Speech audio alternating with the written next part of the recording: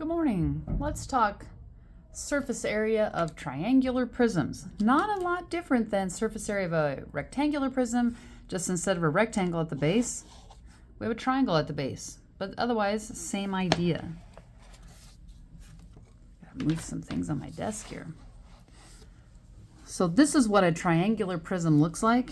It's easier to think of the triangle as the base and the top, and then the rectangles as what composes the sides.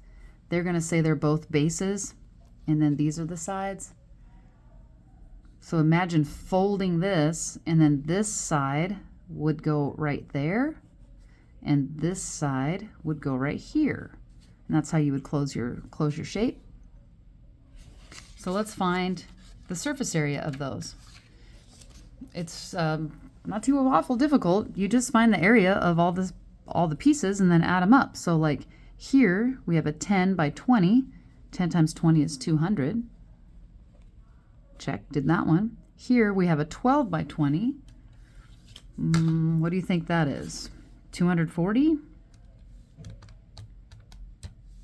240. And here we have a 10 by 20. So 10 times 20 is 200. And then we can deal with our triangles. Well, it looks like our triangles are the same because this is 12, this is 12.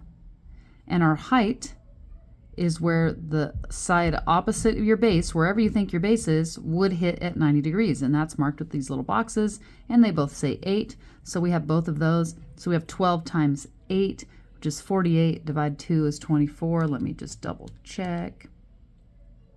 No. Sorry, I'd already divided. 12 times 8 divided by 2 should be 48. I already did the division part. So we have a 48 here, check, and a 48 here, check, and then we just add those up.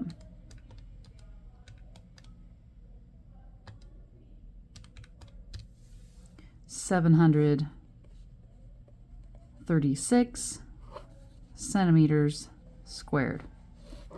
And that would be your surface area. So again, find the area of all the surfaces, add them up.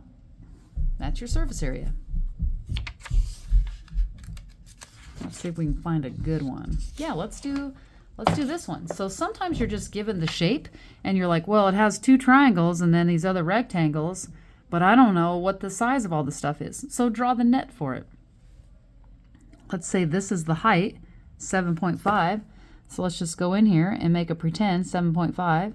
I'm not even measuring, but we'll label it 7.5. And then the bottom, the part that's sitting on the ground, the bottom is 12. So let's make that shape.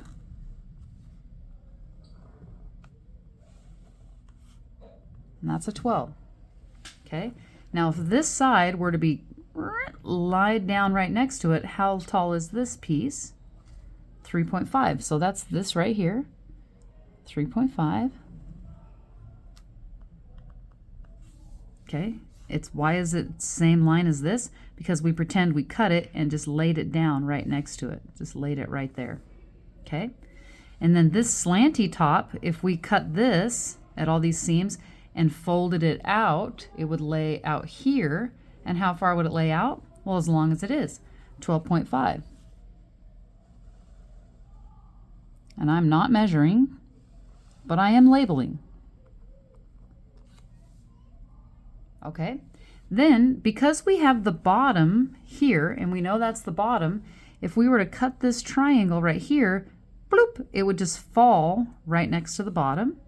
And how tall is that triangle? Well, however tall this is. Well, we said that's 3.5 centimeters, so that's 3.5. And then that triangle goes down to a point, to there. And the same is true on the opposite side. 3.5 down to a point. And now we can find the area of all those things. So we have 3.5 times 7.5, 26.25. It's this one. And then we have 12 times 7.5, which is 90. And that's this one. And then here we have 12.5 times 7.5, which is 93.75. And then we have two of these triangles that are 3.5 by 12 because they meet at a 90-degree angle. 3.5 by 12. Divide that by 2. 21 and 21 because we have both sides and they're sames. Okay, so then we can add them up.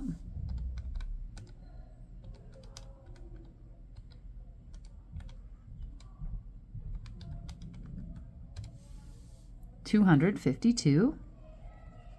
Our units are centimeters squared. Okay, again, area of all the surfaces, and then add them up. All right, that should be enough to get you through 9-3. Good luck.